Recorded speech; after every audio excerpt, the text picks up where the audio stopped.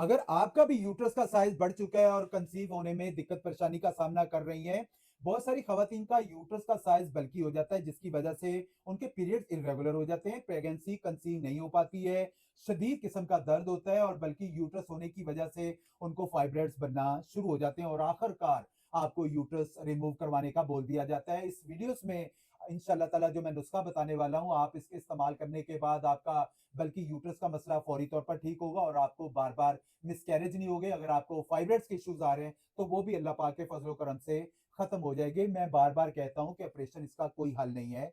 Operation से ये मसाइल दोबारा पैदा होते हैं और ऑपरेशन का जो सबसे बड़ा नुकसान होता है, वो कंसीव होने में के चांसेज़ आगे जाके अज़ान भाई कम हो जाते हैं। बहुत सारी ख़वातीन का बल्कि यूट्रस बढ़ जाए, तो उनको कहा जाता है कि जी आप ऑपरेशन करवा लें, ऑपरेशन के अलावा इसका कोई हल नहीं है। आप इस नुस्खे को इस्तेमाल करें, इंशाअल्लाह ताला आपको कंसीव भी होगा, बल्कि यूट्रस का अगर साइज़ बढ़ चुका है, वो भी ठीक होगा।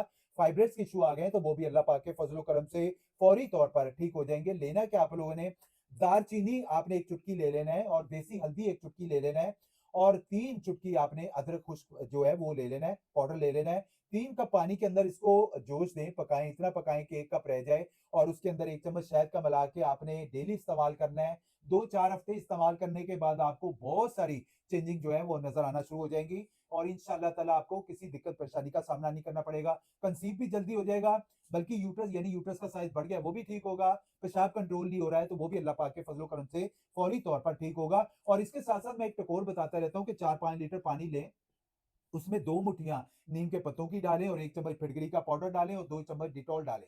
उस पानी को बॉयल करें, जब बॉयल हो जाए तो वॉशरूम में टब के अंदर डाल दें, उसके अंदर एक्स्ट्रा पानी डाल के गुनगुना कर लें और उस पानी के अंदर बैठें और छोटे यूरियन वाले हाथ अच्छे तरीके से साफ करें।